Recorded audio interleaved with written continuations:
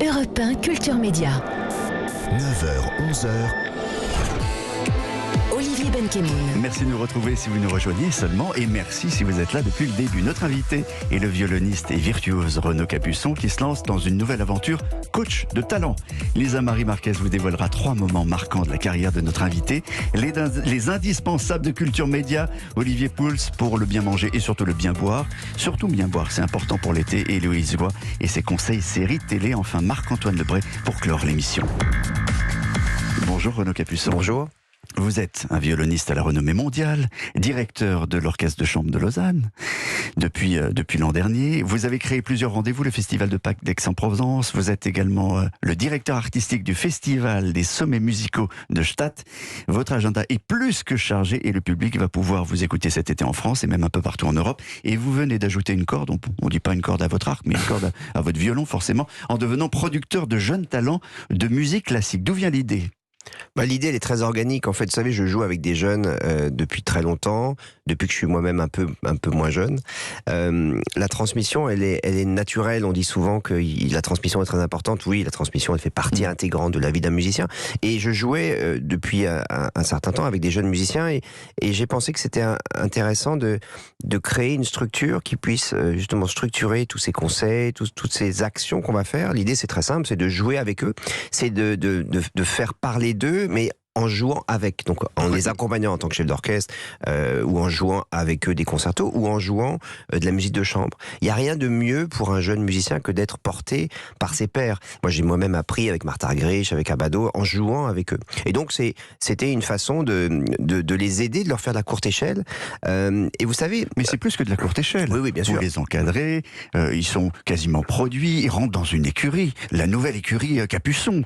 C'est pas une écurie, c'est un peu une famille d'artistes qui va se céder et surtout, moi je me rends compte à quel point quand on a 20 ans, on est assez isolé. On peut avoir un agent, mais on est quand même très isolé. Il y a plein de questions qu'on se pose et il y a souvent personne pour y répondre. Là, je passe mon temps à les conseiller. Alors, ils me posent des questions parfois très pragmatiques. Parfois, c'est des questions... je sais pas, des questions de répertoire, c'est des questions, on nous invite à telle émission de radio, qu'est-ce que t'en penses ? Est-ce que je dois jouer tel concerto l'année prochaine ? J'ai 2 concerts en même temps, lequel choisir ? Mais ça, c'est les questions qu'on pose normalement à un agent. Est-ce que ces jeunes gens ont des agents ? Non, ils sont pas encore d'agents, donc, et en même temps... On n'a pas dit qui ils étaient, ils sont 6 jeunes talents ? Ils sont 6, alors il y a 2 violonistes, Anna Agafia et Manon Gali, qui a remporté les Victoires de la musique récemment. Violoncelle, on a Stéphanie Wang, qui était un finaliste du concours de la Reine Elisabeth. On a 2 altistes, Paul Ziantara, avec qui j'ai joué encore il y a 2 jours la symphonie concertante de Mozart et Violaine de Pérou, et puis Guillaume Bellhomme, qui est le pianiste avec qui je joue depuis 5 ans maintenant. Donc ça veut dire qu'ils ont la chance de jouer avec vous depuis un moment. Oui, alors je les ai rencontrés pour la plupart il y a 1 ou 2 ans, sauf Guillaume Bellhomme que je connais depuis longtemps. Et c'est en fait une façon, encore une fois, de partager la musique avec eux. Et ça me fait un bien fou, parce que vous n'imaginez pas, là j'ai joué cette concertante avec Paul Ziantara qui a 21 ans. Il mesure 1m94, donc outre le fait que j'ai l'air d'être très très petit sur scène, on réfléchit à une idée d'échasse, enfin un truc pour que j'ai l'air moins idiot. Non mais sérieusement, c'est un talent extraordinaire, et c'est merveilleux de voir cet altiste se révéler dans cette œuvre de Mozart, se faire connaître du public plus facilement et plus vite, parce que évidemment là il joue dans des salles pleines, alors peut-être il aurait joué dans des salles moins remplies s'il était venu tout seul. Mais ça veut dire que vous en aviez marre des bravos pour vous seul. Mais vous savez, les bravos c'est sympa, mais c'est pas ça la motivation. La motivation, moi ce qui me fait me lever tous les matins et de plus en plus tôt parce que les journées sont trop courtes, c'est cette fringale de musique, et j'ai besoin de la partager, et il n'y a rien de mieux que la jeunesse pour vous permettre de rester de vieillir un peu moins vite en fait. Oui, pareil, c'est vrai. Je suis d'accord, mais c'est quand même une initiative peu courante, peut-être la première dans le monde. Je pense que c'est assez unique qu'un artiste fasse ça, voilà, qu'un artiste soit tête d'une entreprise. Alors j'ai eu mon premier conseil de surveillance hier, c'est une chose tout à fait nouvelle pour moi. C'est une vraie société. Oui, c'est une vraie société, il faut faire un chiffre d'affaires, les choses sont très pragmatiques, et ça alimente aussi cette curiosité que j'ai toujours eue pour le monde économique aussi. Mais pour cela, vous vous êtes associé à Banijé, qui est une société de production de télévision. Alors peut-être que vous ne connaissez pas, mais derrière, il y a à la fois Cyril Hanouna, les Ch'tis, les Marseillais, Masterchef, Koh Lanta, Nagui, Starac. C'est deux mondes qui s'opposent, qui n'auraient même pas dû se rencontrer. Si, parce que Stéphane Courby, qui est à la tête de ce grand groupe, est quelqu'un d'extrêmement ouvert, qui aime la musique. Et pourquoi eux ? Parce que tout simplement, justement, ils ne font pas ça. Ils n'ont jamais, ils n'ont pas d'entreprise, enfin en tout cas de société qui s'occupe de la musique classique. Et j'ai trouvé que ce grand écart était passionnant. Et je pense qu'il y a énormément de synergie dans le futur qu'on va pouvoir faire. En tout cas, leur rapport est absolument primordial. Et au-delà de ça, on est en train de réfléchir à divers projets, sans bien sûr changer ce qu'on est, nous, notre identité. On fait de la musique classique et on continuera à faire de la musique classique. Moi, mon cœur de cible, c'est vraiment c'est Brahms, Schubert, Mozart, et ça n'en changera pas. Simplement, essayer de réfléchir comment être aujourd'hui au XXIe siècle et comment faire bouger les lignes en restant sur cette ligne de crête qui est toujours la même chose, l'éthique musicale, et pas se mettre à faire du populisme, ce que je déteste dans la musique classique, mais en étant autre chose que simplement élitiste, ce qui tue la musique. On a compris que vous êtes un musicien classique ancré dans le présent. Absolument. Dans un instant, on parle de la manière dont vous avez utilisé d'ailleurs les réseaux sociaux, d'abord pour ne pas subir le confinement, et aujourd'hui comme outil de promotion, comme n'importe quel rappeur ou quel rocker d'ailleurs. Mais oui, c'est tous ces outils qui servent à tout le monde, y compris à Renaud Capuçon. Mais d'abord, on vous écoute sur Europe 1.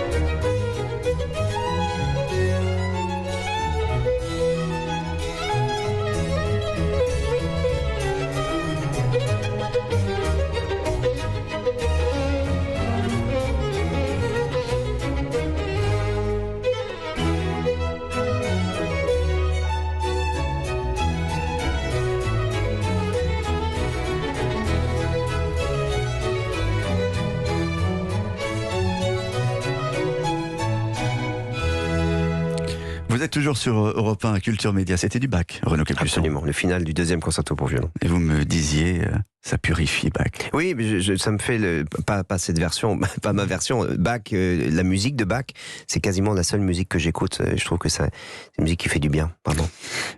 On le disait, vous êtes un musicien classique, mais vous utilisez les moyens de communication du présent. D'une certaine manière, d'ailleurs, vous êtes un violoniste 2.0, même si vous jouez avec un instrument du 18e. Vous avez été très présent sur les réseaux sociaux, notamment au moment du confinement, en fabriquant beaucoup de petites vidéos. C'était le manque absolu de se retrouver enfermé, de ne pas pouvoir jouer, qui a provoqué cette envie de fabriquer des vidéos. Frustration, une forme de dépression aussi, et ça a été mon moyen de survie. Dépression. Oui, j'étais en train, vous savez, quand vous barrez d'un coup 100 concerts, et que vous partez d'habitude pour jouer en permanence, et que là vous êtes, alors bien sûr, au-delà du fait que le bonheur d'être à la maison était total, mais il y avait quand même cette frustration de ne pas être sur scène. Donc j'ai fait ça comme une sorte de réflexe, mais surtout ce qui a été très beau, c'est la réaction des gens. Et encore aujourd'hui, après chaque concert, en France ou à l'étranger, on me parle de ces vidéos en me disant ça m'a aidé, et ça c'est très touchant, et ça a créé aussi un lien très spécial avec le public. Donc là, les réseaux sociaux ont cet aspect positif. Mais qui se poursuit? Sur les réseaux sociaux, vous les utilisez encore? Je les utilise, oui, mais pas parfois je mets des extraits musicaux, mais j'enregistre pas tous les jours une vidéo. Voilà, je pense qu'il faut raison garder. Et pour les jeunes musiciens avec lesquels vous travaillez, par exemple, c'est un excellent outil de communication. Bien sûr, là aussi, le conseil est important parce que ils voient aussi autour d'eux un peu tout ce qui se passe. Ils voient à la fois des artistes qui surcommuniquent et qui font un peu n'importe quoi, qui n'ont pas forcément le niveau et qui s'auto-promotionnent de façon un peu éhontée. Vous en avez d'autres qui sont extraordinaires et qui sont totalement inexistants des réseaux sociaux, et ça c'est donc là aussi dommage. Vous avez des conseils à leur donner. Bien sûr, et leur donner aussi cette espèce de ligne, non pas de ligne rouge à pas dépasser, mais si, il y a un moment donné où quand le narcissisme devient grotesque, c'est néfaste pour l'artiste, quand on a l'impression que l'artiste est ému simplement par son ego et pas par sa pensée ou par son âme, là c'est problématique. Donc c'est ces conseils que je leur donne, mais la plupart du temps, et tous ces 6 jeunes musiciens dont je m'occupe, dont on s'occupe avec Beau-Soir Productions, sont des gens qui ont déjà une vraie éthique. Oui, mais un musicien classique, c'est un influenceur comme un autre. Ça, c'est vous qui le dites. La promotion des artistes pour les autres, pour vous aussi, Arte vient vous consacrer un grand portrait, un grand reportage intitulé Un violon sans frontières, disponible en ce moment sur la plateforme arte.tv. Vous avez accepté qu'une équipe vous suive pendant une année. Une année riche. Hein.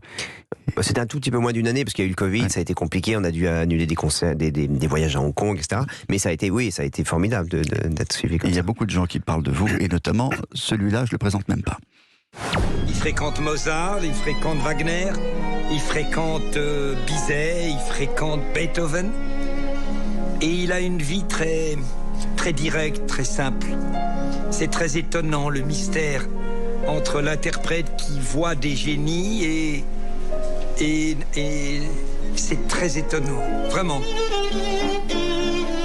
On vous voit diriger un orchestre. Alors c'est Fabrice Lucchini, évidemment, avec qui vous avez partagé la Oui, on scène. a partagé la scène ensemble cet été. Ouais. On vous voit aussi diriger un orchestre, c'est récent, la direction d'orchestre? C'est récent, ça a 3 ans, et j'ai la tête de l'orchestre de chambre de Lausanne, avec lequel j'ai entamé un travail passionnant. Ce sont des musiciens que j'adore, et c'est encore une fois, on parlait de fringales de musique. J'aborde maintenant à la direction d'orchestre tout un répertoire. Par exemple, là, on va jouer la 3e symphonie de Mendelssohn, Ma mère doit de Ravel, Péléas de Fauré. Donc c'est un répertoire que je ne jouais pas moi-même au violon soliste et que je dirige maintenant. Et ça, c'est passionnant. Mais c'est pas une fringale, c'est un appétit de monstre. Vous avez vous racontez aussi dans le documentaire que jeune, vous aviez peur de l'avion. Énorme handicap pour un violoniste. C'est-à-dire que, oui, je raconte cette anecdote où je me retrouve avec Rostropovitch un matin. On était dans une tournée d'un orchestre de jeunes, et je passe devant lui et j'étais visiblement blême. Et il me dit, mais toi, si t'as peur dans l'avion, pas carrière, c'est pas possible. Il parlait pas exactement comme ça, mais et ça m'a marqué parce qu'effectivement, il y a énormément de choses qu'il faut avoir en soi. Si on a peur dans l'avion, il faut arrêter ce métier parce que c'est compliqué quand même. Conseil aux jeunes talents, si tu as peur de l'avion, ne fais pas ce métier. Il n'y a pas que l'avion, il y a le train, il y a plein d'autres choses, plein d'autres moyens. Merci beaucoup. Dans un instant, vous restez avec nous. Dans un instant, Lisa Marie Marquez remontera le fil de la carrière de notre invité en 3 moments marquants de sa vie. Que 3. Ce matin, Renaud Capuçon est donc l'invité de Culture Média sur Europe 1. Vous restez avec nous.